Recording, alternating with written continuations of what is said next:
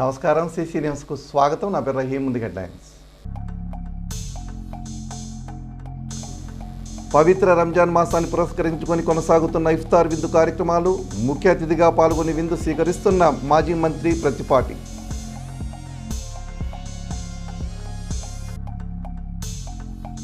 టిట్కో గృహాల్లో నివాసం ఉండని వారికి నోటీసులు ఇస్తున్న అధికారులు.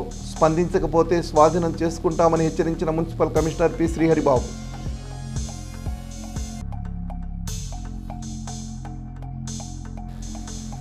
త్వరలో అయోధ్య రామాలయంలో ప్రదర్శించనున్న కోలాట ప్రదర్శన. తొలి ప్రదర్శన స్థానిక వెంకటేశ్వర స్వామి దేవస్థానం నందు ఏర్పాటు చేసిన నిర్వాహకులు.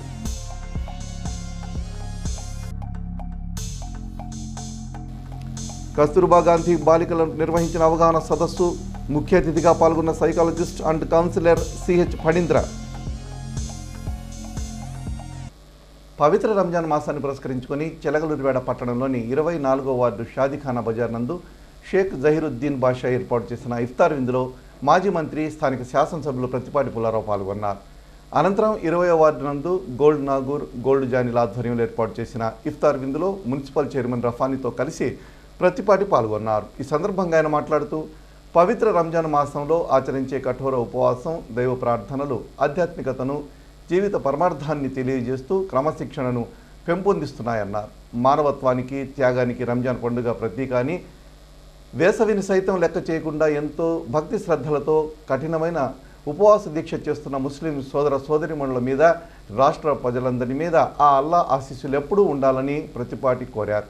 కార్యక్రమంలో తెలుగుదేశం పార్టీ రాష్ట్ర నాయకులు షేక్ కరీముల్లా, పట్టణ అధ్యక్షులు పఠాన్ సమద్ ఖాన్, మండల పార్టీ అధ్యక్షులు జివాజీ మదన్ మోహన్, బండారుపల్లి సత్యనారాయణ, ముస్లిం మైనార్టీ నాయకులు పాల్గొన్నారు.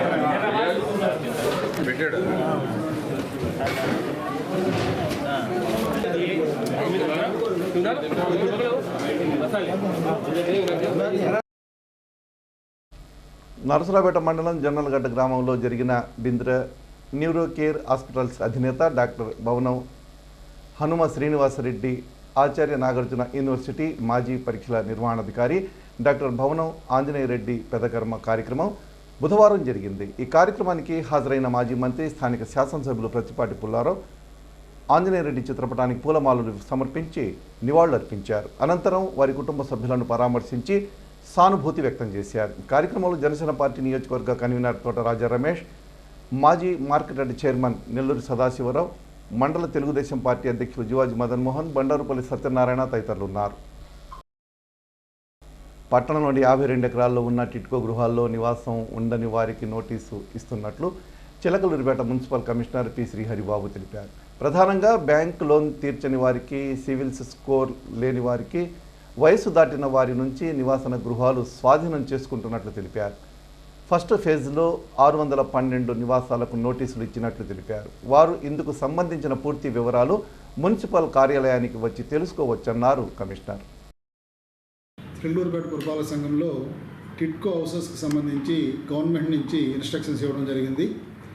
ఎవరికైతే ఈ సివిల్ స్కోర్ లేకుండా ఉన్నారో వాళ్ళు కానీ, అదేవిధంగా ఏజ్ ఎక్కువైపోయి బ్యాంకు లోన్ రానటువంటి వాళ్ళు కానీ, అలాంటి వాళ్ళు ఒకేసారి అమౌంట్ కానీ పే చేసినట్లయితే వాళ్ళకి అలాట్ అయినటువంటి ఇంటిని వాళ్ళ పేరు మీద రిజిస్ట్రేషన్ చేసి ఇవ్వబడుతుంది. అదేవిధంగా కొన్ని డెత్ కేసులు ఉన్నాయి. చనిపోయిన వాళ్ళు వాళ్ళ ఫ్యామిలీ మెంబర్ సర్టిఫికేట్స్ అవన్నీ కానీ తీసుకొచ్చి ఇక్కడ ప్రొడ్యూస్ చేసినట్లయితే వాళ్ళకు కూడా వాళ్ళు ఎవరికైతే ఇల్లు కావాలంటారో వాళ్ళ ఇంట్లో వాళ్ళకి వాళ్ళ పేరు మీద లోన్ కానీ అమౌంట్ కట్టినట్లయితే వాళ్ళ మీద రిజిస్ట్రేషన్ చేసి వాళ్ళకి అందించడం జరుగుతుంది. ఒకవేళ వీటికి ఎవరైనా ముందుకు రాకపోతే నోటీస్ ఇచ్చి వాళ్ళకు వచ్చిన ఇంటిని క్యాన్సిల్ చేసి లబ్ధిదారులు ఇంకా ఎవరైనా అర్హత కలిగిన వాళ్ళు ఉంటే వాళ్ళకి శాంక్షన్ చేయడం జరుగుతుంది. కాబట్టి ప్రజలందరూ కూడా మంచి ఇండ్లు, మంచి వాతావరణం, మంచి రోడ్లు, అండర్ గ్రౌండ్ డ్రైనేజు ఇలాంటి సౌకర్యాలన్నీ కూడా మనకు పట్టణంలో ఎక్కడా లేదు. కాబట్టి ప్రజలు ఈ సదవకాశాన్ని ఉపయోగించుకోవాలి. ప్రస్తుతానికి 612 మందికి మేము నోటీసులు ఇవ్వడం జరిగింది. ఇందులో 365 ఎస్ఎఫ్టీకి సంబంధించి 229 మందికి, అదేవిధంగా 430 అంటే 430 ఎస్ఎఫ్టీ ఇండ్లకు సంబంధించి 383 మందికి నోటీసులు ఇవ్వడం జరిగింది. కాబట్టి వాళ్ళందరూ కూడా ఈ అవకాశాన్ని ఉపయోగించుకోవాలి. లోన్ రాని వాళ్ళు ఇమీడియట్గా అమౌంట్ పే చేస్తే వాళ్ళ పేరు మీద మనం రిజిస్ట్రేషన్ చేసి ఇవ్వబడుతుంది. ఏదైతే డబుల్ బెడ్రూమ్ ఉందో వాళ్ళు 3,65,000 కట్టాలి. అదేవిధంగా 365 ఎస్ఎఫ్టీ ఇల్లు ఉన్నాయో వాళ్ళు 3,15,000 కడితే ఒక్కసారి కట్టినట్లయితే వాళ్ళకి రిజిస్ట్రేషన్ చేసి ఇవ్వబడుతుంది. కాబట్టి ప్రజలందరూ కూడా ఈ అవకాశాన్ని ఉపయోగించుకోవాలని రిక్వెస్ట్ చేస్తున్నాను. ఐపీఎల్ క్రికెట్ మ్యాచ్లు జరుగుతున్న నేపథ్యంలో ఎవరైనా బెట్టింగులకు పాల్పడితే వారిపై కఠిన చర్యలు తీసుకుంటామని పల్నాడు జిల్లా ఎస్పీ కంచి శ్రీనివాసరావు హెచ్చరించారు. జిల్లా వ్యాప్తంగా క్రికెట్ బెట్టింగ్ పాల్పడుతున్న వారిపై ప్రత్యేక నిఘా పెట్టామని మీడియాకు ఆయన తెలిపారు. గతంలో బెట్టింగులకు పాల్పడిన పాత నేరస్తుల వివరాలను సేకరించి వారిపై నిఘా ఏర్పాటు చేస్తున్నట్లు ఎస్పీ తెలిపారు. ఆన్లైన్ ద్వారా కానీ, లాడ్జిల్లో కానీ, రహస్య గదుల్లో కానీ గుంపులుగా కూర్చొని సెల్ చూస్తూ బెట్టింగ్ వేస్తున్న అలాంటి వారిపై కఠినమైన చర్యలు తీసుకుంటున్నామన్నారు. తమ బిడ్డలు కానీ, తమ భర్తలు కానీ క్రికెట్ బెట్టింగ్లకు వాడుతున్నారని సమాచారం ఉంటే కుటుంబ సభ్యులు స్థానిక పోలీస్ స్టేషన్లో ఫిర్యాదు చేయాలన్నారు. క్రికెట్ బెట్టింగ్ వల్ల అనేక కుటుంబాలు రోడ్డున పడ్డాయని, క్రికెట్ బెట్టింగ్లో డబ్బులు పోగొట్టుకొని అనేక మంది సూసైడ్ చేసుకున్నారని ఆయన తెలిపారు. క్రికెట్ బెట్టింగ్ నిర్వహిస్తున్న వారి సమాచారం ఇచ్చిన వారి వివరాలు గోప్యంగా ఉంచుతామని తెలిపారు. క్రికెట్ బెట్టింగులపై డయల్ 100/112కు సమాచారం అందించాలని ఎస్పీ విజ్ఞప్తి చేశారు. పట్టణంలోని ఆర్యవైశ్య కళ్యాణ మండపంలో ఉన్న గోదాదేవి సమేత కళ్యాణ వెంకటేశ్వర స్వామి దేవస్థానం ఎదుట మంగళవారం సాయంత్రం కోలాట ప్రదర్శన జరిగింది. ఈ కోలాట బృందం అంతా స్థానికులే. అయోధ్య రామాలయంలో ప్రదర్శించేందుకు పట్టుదలగా వీరు నేర్చుకుంటున్నారు. తొలి ప్రదర్శన వెంకటేశ్వరుని సన్నిధిలో సమర్పించాలని ఇక్కడ ప్రదర్శించినట్టు నిర్వాహకులు తెలిపారు.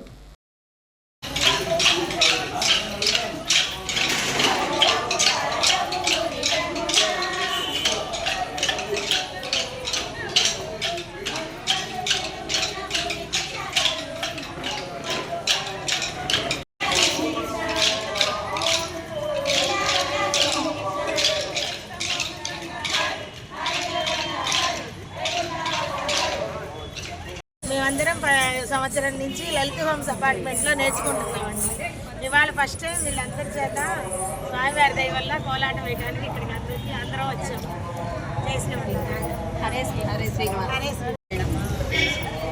అడియన్ భాగవత గోష్ఠికి దాసోహం. మేమందరమీ అయోధ్య వెళ్ళాలనుకుంటున్నాము. అందుకని అయోధ్య రామయ్య దగ్గర కోలాటం వేయడానికి అందరం నేర్చుకున్నాము. వాసుదేవ సత్సంగం బృందం అంతా నేర్చుకున్నాము. అందరం కలిసి ఇక్కడ మన చిలకలూరుపాటులో శ్రీ వెంకటేశ్వర స్వామి కోవిల్లో వేసి అక్కడ తర్వాత అయోధ్యలో వేయాలని నిర్ణయించుకున్నాము. అందరమే మా రాజ్యలక్ష్మి అనే అమ్మాయి కోలాటం నేర్పింది మా అందరికీ. మా గురువు గారు నిర్మల గారు వాసుదేవ సత్సంగం. జై శ్రీమన్నారాయణ. పట్టణంలోని జాతీయ రహదారి ఓగిరవాగు దక్షిణ వైపు ఉన్న అయ్యప్ప స్వామి దేవస్థానంలో బుధవారం స్వామివారికి ప్రత్యేక పూజలు, అభిషేకాలు నిర్వహించారు. ఈ సందర్భంగా ఆలయ కమిటీ చైర్మన్ వెల్లంపల్లి రవిశంకర్ మాట్లాడుతూ ఉగాది సందర్భంగా దేవాలయంలో స్వామివారికి అష్టాభిషేకాలు, స్వామివారికి కనకాభిషేకం నిర్వహిస్తున్నట్లు తెలిపారు.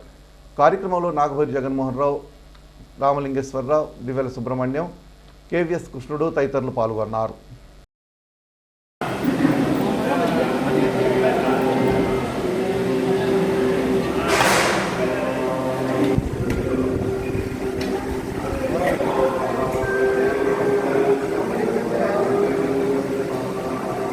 శ్రీ అయ్యప్ప స్వామివారి దేవస్థానం, చిన్న పసుమర్రు, చిలకలూరిపేట, ఓగేరు వాగునకు దక్షిణం వైపున ఆశేష భక్తజన కోటికి ఆర్తజనులకు పొంగు బంగారమే వెలిసి ఉన్న మన దేవాలయంలో ప్రతి బుధవారం లాగే ఈ బుధవారం కూడా స్వామివారికి విశేషమైన అర్చనలు, అభిషేకములతో పాటుగా విశేషార్చనలు కూడా నిర్వహించబడ్డాయి స్వామివారి అనుగ్రహంతో. అలాగే శాశ్వత బుధవార అన్నదాన పథకంలో భాగంగా ఈ రోజున అన్నప్రసాద వినియోగం చేయడం జరిగింది. ప్రతి బుధవారం ఇలాగే జరుగుతూ వస్తుంది. శాశ్వత అన్నదాన కార్యక్రమంలో భక్తులు విరిగా పాల్గొని సహకరించి స్వామివారి కృపకు పాత్రలు కావాల్సిందిగా కోరుచున్నాము. అలాగే మరో ముఖ్య విషయం ఏంటంటే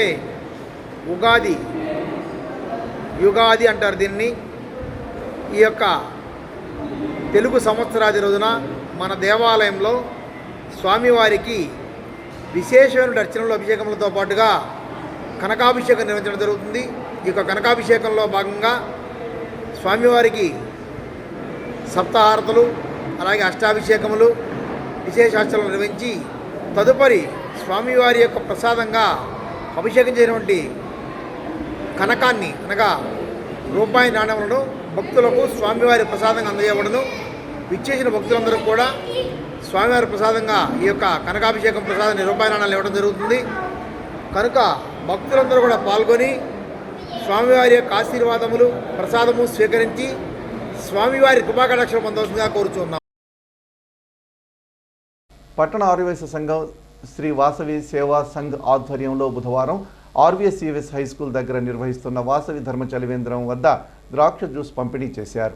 ఈ సంస్థల అధ్యక్షులు కొత్త కోటేశ్వరరావు ఆధ్వర్యంలో జరిగిన ఈ కార్యక్రమానికి కొత్తూరి సాంబయ్య జ్ఞాపకార్థం వారి కుటుంబ సభ్యులు ఆర్థిక సహకారం అందించారు.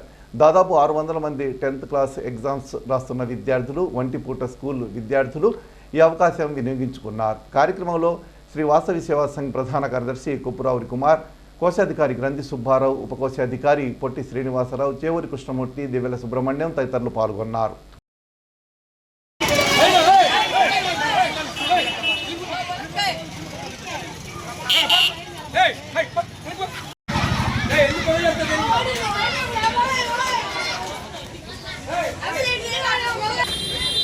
చిలకలూరిపేట పట్ల ప్రజలందరూ కూడా విజ్ఞప్తి, సోదరులారా, శ్రీ పట్టణ ఆర్యవేశము మరియు సేవా సంఘం వాసవి సేవా సంఘం ఆధ్వర్యంలో ఈరోజు 26వ రోజున మంచినీళ్ళ సర్వేంద్ర కార్యక్రమాలు దేదీప్యమానంగా జరుగుతుంది. ఆ మంచినీళ్ళ కార్యక్రమంతో పాటు ఒకరోజు ద్రాక్ష జ్యూసు, ఒకరోజు మ్యాంగో జ్యూసు, ఒకరోజు మజ్జిగ, అనేక కార్యక్రమాలు మీరు చేస్తూ పట్టణ రోజులు అందరూ కూడా అందుబాటులో ఉన్నారు. విద్యార్థులకి మెయిన్గా విద్యార్థులకి పరీక్ష జరుగుతున్న సందర్భంలో వాళ్ళందరికీ మంచినీళ్ళు కానీ మద్యం కానీ ఇవ్వాలని ధ్యేయంతో ఈ కార్యక్రమం పెట్టారు. ఈ కార్యక్రమంలో అందరూ 50 మంది ప్రజలు కూడా పాల్గొని అందరూ మేము ఉన్నామని వాళ్ళు ప్రతి ఒక్క దాతలు వచ్చి బయటకు వచ్చి దాతల పేరుతో 26 మంది దేదీప్యమానంగా ఇస్తున్నారు.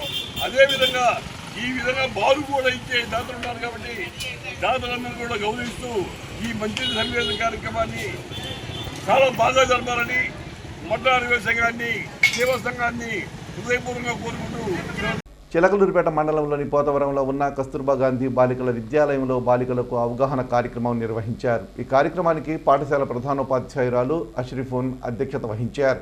Psychologist and counsellor CH Phanindra పాల్గొని మాట్లాడారు. ఏ రంగంలో రాణించాలో నిర్ణయం తీసుకుని దృఢంగా సంకల్పంతో ముందుకు వెళ్లాలని సూచించారు. విద్యార్థినులు మానసిక దృఢత్వం కలిగి ఉండాలని సూచించారు. ప్రతి ఒక్కరూ వ్యక్తిగత పరిసరాల పరిశుభ్రత పాటించాలని తెలిపారు. ప్రస్తుత కాలంలో అన్ని రంగాల్లో పురుషులతో పాటు మహిళలు రాణిస్తున్నారని ఆయన తెలిపారు. ఈ కార్యక్రమంలో ప్రత్యేక అధికారిని అష్రిఫోన్తో పాటు పాఠశాల ఉపాధ్యాయులు పాల్గొన్నారు. మండల కేంద్రమైన నాదెండ్లలోని మండల ప్రజా పరిషత్ కార్యాలయం నందు కార్పొరేషన్ రుణాలకు దరఖాస్తుదారులకు బుధవారం రుణమేళా కార్యక్రమం నిర్వహించారు. ఈ సందర్భంగా ఎంపీడీఓ స్వరూపారాణి మాట్లాడుతూ రాష్ట్ర ప్రభుత్వం ఆర్థికంగా వెనుకబడిన వారి సంక్షేమంలో భాగంగా వారికి స్వయం ఉపాధి లక్ష్యంగా బీసీ, ఈబీసీ, కాపు కార్పొరేషన్ల లోన్లు అందించడం జరుగుతుందని, ఈ నేపథ్యంలో రుణం కొరకు అప్లై చేసుకున్న వారికి బుధవారం వివిధ బ్యాంకుల బ్రాంచ్ మేనేజర్లు సెలక్షన్ కమిటీ ద్వారా అర్హత మేళ నిర్వహించడం జరుగుతుందని తెలిపారు. బ్యాంకు ప్రతినిధులు లోన్ అప్లై చేసుకున్న వారికి క్రెడిట్ను చెక్ చేసి వారి అర్హతను నిర్ధారణ చేసుకుని రుణం మంజూరు చేయడం జరుగుతుందని పేర్కొన్నారు. కార్యక్రమంలో అధికారులు, సిబ్బంది పాల్గొన్నారు. సీసీ న్యూస్ ఇంతటితో సమాప్తం. తిరిగి మరో బులెటిన్లో మళ్ళీ కలుద్దాం. అంతవరకు సెలవు. నమస్కారం.